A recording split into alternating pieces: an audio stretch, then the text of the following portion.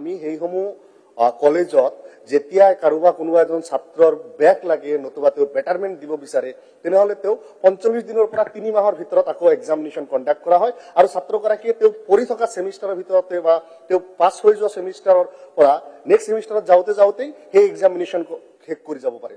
মহোদয়, মই শেহতীয়া ঘটনা আপোনাক জনাব বিচাৰিছো। গুৱাহাটী বিশ্ববিদ্যালয়ত বিশেষভাৱে মই গুৱাহাটী বিশ্ববিদ্যালয় আইনৰ ছাত্ৰ আছিলো। দেখিছো যে এটা এক্সামিনেশ্যন যদি এবাৰ পাতে ৰিজাল্ট তেওঁলোকে বহুত দিনলৈকে 6 মাহ 7 মাহলৈ ৰিজাল্ট দিব নোৱাৰে। ইপিনে আহি আপোনাৰ অন্য তেওঁ যদি কৰবাত LLM কৰিব বিচাৰে নতুবা এনৰোলমেণ্ট কৰিব বিচাৰে সেই সময়খিনিও পাৰ হৈ যায়। একেদৰে যিসমূহ ডিগ্ৰীৰ এক্সামিনেশ্যন হয় বেলেগ ডিগ্ৰীৰ আপোনাৰ বিকম বা আৰ্টছ বা ছায়েন্সত সেইসমূহৰ সময় কিমান নথকাৰ কাৰণে তেওঁলোকে দীঘল সময় লৈ লয়। যদি এনেকুৱাই হয় তেনেহলে ছাত্ৰ ছাত্ৰীসকলে দেখা যাব যে তেখেতসকলে বিভিন্ন ধৰণৰ সুযোগ ইত্যাদিসমূহ হেৰুৱাব।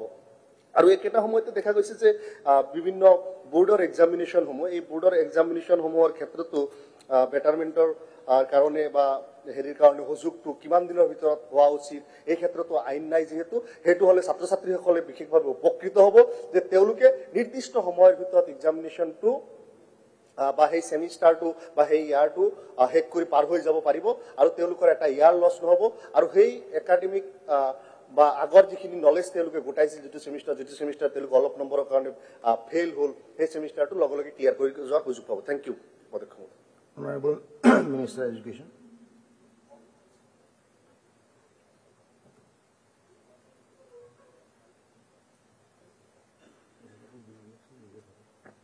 মাননীয় উপাধ্যক্ষ মহোদয়, মাননীয় সদস্যগৰাকীয়ে যিখন বিল ইয়াতে উত্থাপন কৰিছে এই বিলখনত তেখেতে এডমিচিবিলিটিৰ ওপৰত যিখিনি কথা কৈছে গতিকে এতিয়া আমাৰ বিভিন্ন ইউনিভাৰ্চিটি যেনে গুৱাহাটী ইউনিভাৰ্চিটিৰ তেওঁলোকৰ নিজস্ব এখন ৰুল আছে। পৰীক্ষা কেতিয়া হ'ব, কোনটো সেমিষ্টাৰ কেতিয়া কেনেকৈ হ'ব, পৰীক্ষা কেতিয়া হ'ব, কেনেকৈ ৰিজাল্ট দিব, কি দিব। গতিকে এইখন বিল আহিলে গুৱাহাটী ইউনিভাৰ্চিটিৰ বিলখনৰ লগত সেইখন কণ্ট্ৰাডিক্ট হ'ব।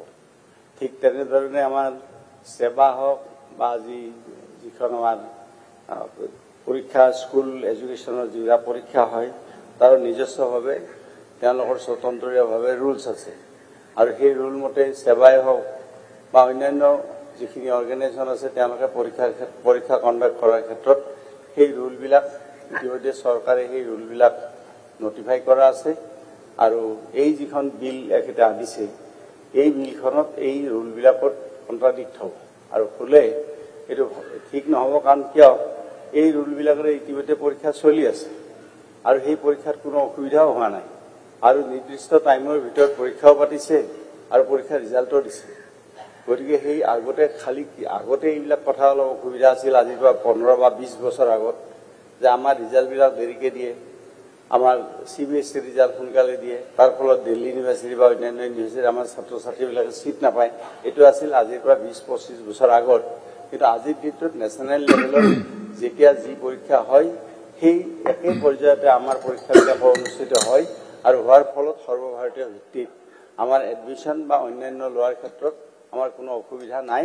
গতিকে মই ভাবোঁ আমাৰ চৰকাৰী যিখিনি ৰুল চলি আছে বৰ্তমান সেই ৰুলখিনিয়ে সৰ্বভাৰতীয় ভিত্তিৰ সমপৰ্যায়ত পৰীক্ষাখিনি কণ্ডাক্ট কৰা আৰু ৰিজাল্ট দিয়াৰ ব্যৱস্থা কৰিছে।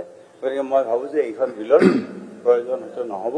গতিকে মই মাননীয় সদস্যগৰাকীক এই বিলখন উত্থাপন কৰিব নালাগে বুলি মই অনুৰোধ কৰিম। বিলখন উইথড্ৰ কৰিবলৈহে মই অনুৰোধ জনাম।